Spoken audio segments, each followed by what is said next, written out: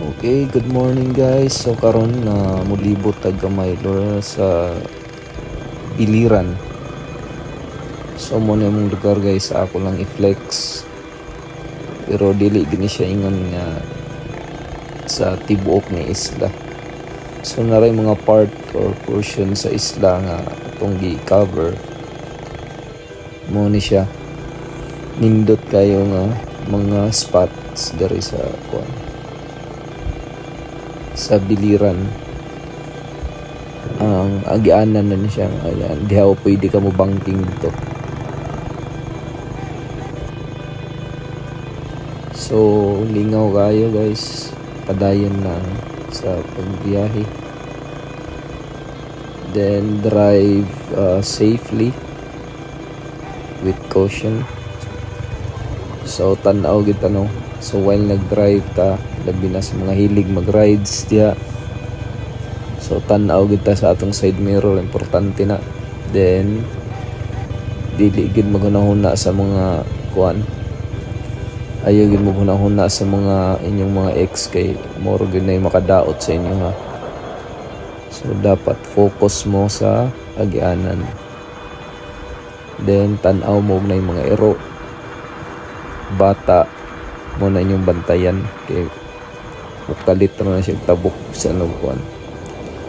Mura na inyong mga ex niyo ba nga ukalit raw biya bisag duay pananghid mo na, delikado gina siya. So nakita ninyo, very beautiful jud kayo ang kuan. So kini nani siya dapit diri sa Kaibiran. Mao sa ni siya ang kuan, diversion road ni siya, shortcut ni siya sa Kaibiran. So wala taning agi sa main road no, kay diri ang nag-date dito. So diri mo makita na to ang rice field, then sayang ang bukid no, kuan medyo cloudy karon, so di na to siya jud maklaro ang bukid sa Biliran ng Tres Marias. So diri nalapad kayong agianan, padong data karon guys pagawas sa Kaibiran. So padong ta sa cross country. So mo ni yung baka diri padong sini siya sa Tinago Falls, pero wa na miningan to sa Tinago Falls kay murag para makabayad na patag entrance. So darami diri nagtambayo na kay nindot kayong view diri.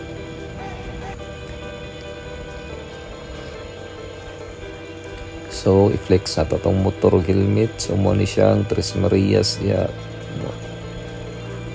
So nindot kayo ang lugar diri guys, peaceful kayo, very relaxing. So kini siya palugsong ni guys, palugsong ni siya gikan sa Igbaw. Amo lang gibalik kay nindot mo gid og view diri dapita. So na nindot og view, then relax sa tayong lapita. So wala tay katapo, so mag free will ta. So pero ayan yung sundugan ni guys kay para na sa mga professionals.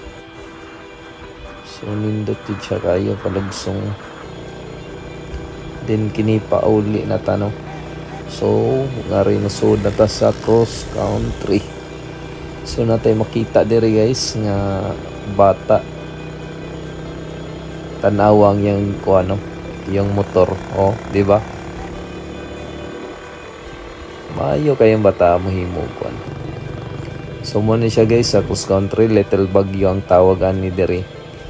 So pag moagi ta diri og kanang medyo uwan-uwan, mag-fog ni siya diri.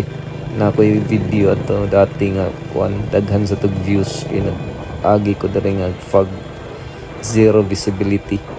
So na yung mga utanon sa gilid guys diha, pwede ta mapalit diha mga fresh na mga fruits and vegetables. So dito guys sa Igbaw ta gilid, nakabantay muna nga to pud ang kuan, diversion road going to kuan to siya Libtong. So kung makaagi mo nga to guys, pwede ra, pero wala pa man to siya natiwas good. Pero daghan sa dito og manuroy, daghan og mag-date. So makabantay sad mo didto badaw napo didtoy mga mag-date nga na yung mga kuan partner di ay. So delikado na no mo na iwasan na to. So karon di palugsong na ta guys. Exit na ta from cross country. So di pagawas na ta guys karon. Pero nindot ka po ng view diri mo gihapon atong gi kuan gi-flex ka po ni siya.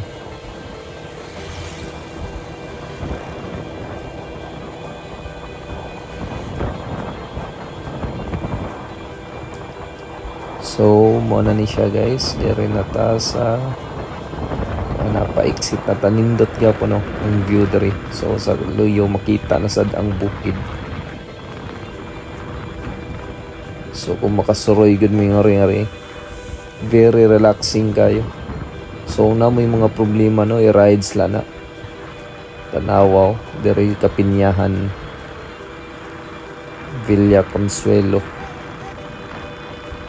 Pindot kaya daring kuha nila nahang fresh kayang hangin diri guys.